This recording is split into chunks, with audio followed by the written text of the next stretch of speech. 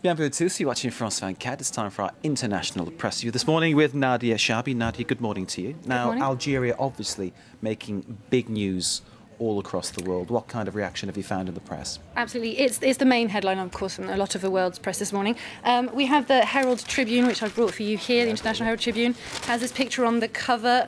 Under the headline, the words, "Al-Qaeda cheers its martyrs, up to 60 killed." The paper reminds readers that US military and intelligence agencies have been very active in Algeria to combat Al-Qaeda there.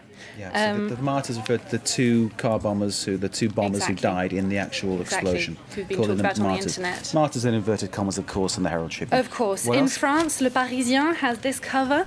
Horror in Algiers is the title, with a picture of a woman being evacuated from outside the Algerian Supreme Court. I mean, the picture, it really shows the horror of what people are feeling, doesn't it? Horrific stuff. It really does. Horrific stuff. And the headline in Libération, Algeria, the double menace. The paper explains that yesterday's attacks were aimed as much at the Algerian authorities as at the international community.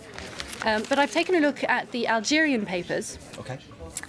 Liberté has a few pictures with the official number of casualties on the cover. As we know, the number's actually probably quite a lot higher than that. The toll should be about 60 instead of 22, as you can see on that cover. Okay. Inside the paper, the Daily has this headline, Bloodbath and Kebsh el Aid. That's the traditional feast during which a sheep is sacrificed, and it's coming up. The paper says Algerians are dutifully disgusted by the latest attack, but it laments the fact there isn't any change of attitude. It says that once the psychological impact will have subsided, Algerians will go back to their everyday life, and at the moment that involves preparing for this feast. They find that they're horrified, the paper's horrified about the country's apathy and the lack of any capacity to what it says calls revolt. It says that Algerians have the comfortable optimism of the vanquished who just wait for peace to happen. It says that in honour of the victims, perhaps Eid this year should be not actually celebrated to honour the memory of those victims. And it's also in the paper's editorial. Enough is the title this time.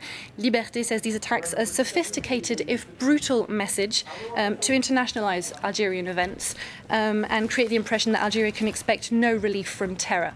The paper says it's no longer time for forgiveness and national reconciliation. What's quite interesting now, do you think? La Figaro in France, I mean, basically the main story about reforming schools. Absolutely. A little snippet on Algeria, so it's quite an interesting sort of different approach there. Exactly. And of course, in Algeria, there have been so many attacks over the past 12 months. Maybe there's a case of kind of terrorism fatigue there, people getting worn out with it all. Exactly, and all the papers are talking about this. El Watan is also titles Algiers December 11th is its headline. It explains this date has taken a special significance. There's been attacks in Tunisia on April 11, 2002, Madrid, March 11th, 2004, this year in Algeria, April 11th, now December 11th. In the paper's editorial, how much longer? The paper's director also calls for a national uprising. OK, we've got very, very little time left, Nadia, but tell us about the onion ring story.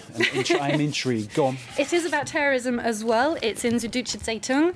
As we know, terrorists use internet to communicate among themselves and to the world at large.